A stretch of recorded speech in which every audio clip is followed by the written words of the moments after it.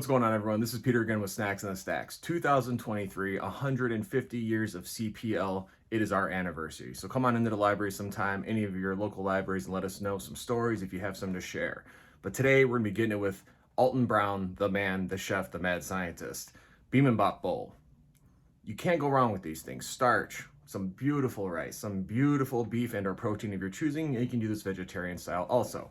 Pan drippings, you can make a sauce to go with it too, but I just like to use the drippings from everything I make, which I'm gonna be going through today because I'm gonna do it a little different than Alton does because I'm not a big fan of mushrooms or spinach. But we're gonna get at it anyway. I got some bok choy. I already went to Super H Mart, but you need to go and get some very thin sliced beef for this, or pork or chicken or whatever you like, or like I said, vegetables too. But Bibimbap bowl is where it's at. We're gonna get to it today. There's really not that much to say about Alton Brown.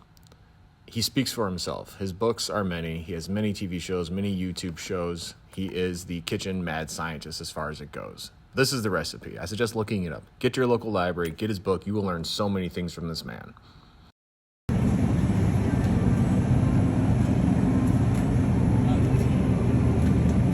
Okay, this is what you're gonna need. You're gonna need some scallions, some thin sliced beef or some protein of your choosing, sushi rice, jasmine if you wish, is certainly good also, some sprouts, some carrots, cucumbers. I got bok choy instead of spinach, garlic, sriracha, seasonings, and so forth.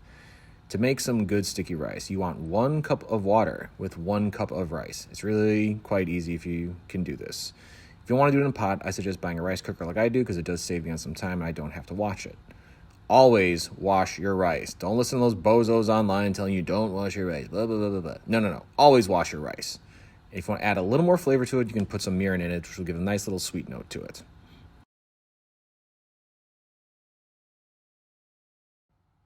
Please be careful when cutting carrots. I did this backwards yet again, and my knife was not sharpened. I should have sharpened it before. You can always buy the shredded carrots from the store if you wish, but generally you can do it like this. I'm leaving them a little thicker because I'm going to be sauteing them and browning them with my dish. Smash down your garlic and cut very finely. You can add this to any of the vegetables you're going to be sauteing today, but you don't necessarily have to. Some people don't actually like a lot of garlic in their food. I'm going to cut up a shallot really quick also to cook in the oil. It's going to give it a little more flavor once I start sauteing my vegetables. Rinse off your bok choy. Now, some people don't like the stems. There's a lot of flavor in there. Just cut them real thin, not like that. Leave the leaves long so they all cook simultaneously together and you get some nice tenderness on them. For the beef, we're going to keep this pretty simple. A little bit of sesame oil, not the bottle I just dropped on the floor.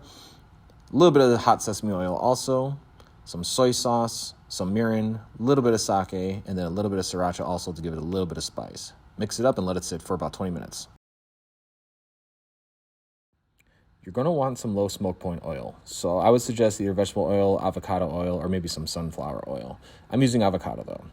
Please don't play in hot oil like I am right now. If you are not a trained professional, you will probably burn yourself. And I still burn myself all the time anyway, and I'm not a trained professional. Saute this up with the bok choy. Make sure you get the oil on everything. You can season this a little more if you wish to, some salt, garlic powder, onion powder, what have you.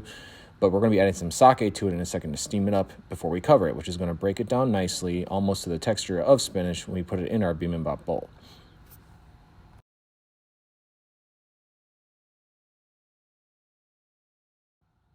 Okay, drizzle a little more oil in there. I'm going to do my sake this time first because it's going to bring out the sugar a little more and get rid of some of that alcohol flavor. Toss in your carrots and cover. So these carrots are still kind of thin. So after they've been covered for about 5 minutes, uncover and let them start taking in all that juice, and they will start to sear also because of the alcohol and the oil in there. Toss them around a little bit. You can already see a little bit of nice coloring there on the one carrot on the side. Again, you're going to want them all to look this way by the end. So just keep cooking it down. Give it about another 5, maybe 10 minutes, depending on the texture you want from them. But again, the more you cook these, the more sugar will come out of them, and they will be delicious.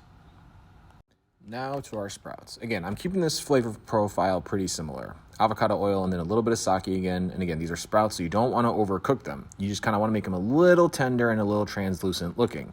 So a little sake again. We're going to toss them around with everything. I put a little bit of garlic powder in there and a little bit of ground ginger. I'm going to toss that around too. And again, you just want them a little translucent. You don't want to overcook these things because they get really mushy and really nasty. And at that point, your bowl will not taste that good.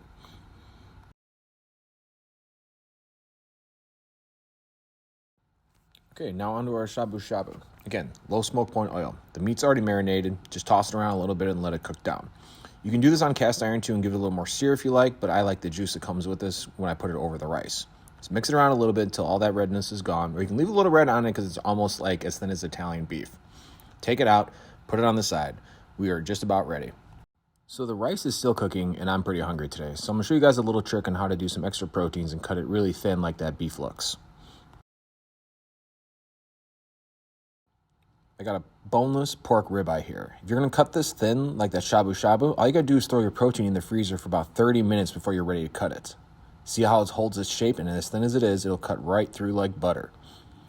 Use the juice left over from the beef. We're gonna keep this marinade pretty simple also, but we're gonna toss in the sauce with it as it goes. Real simple. Some ground ginger, a little bit of sriracha, a little bit of salt, and a little bit of blackstrap. That'll create some nice caramelization, some nice color, and a deeper flavor once you put this over your rice. Now I'm going to deglaze this with a little bit of beer, and again, it'll add another flavor note.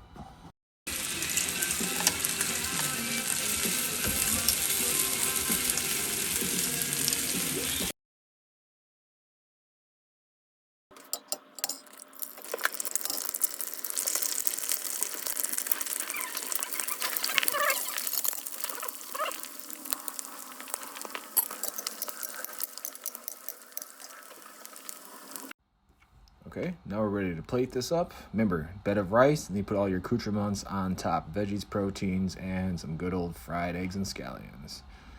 Finished dish.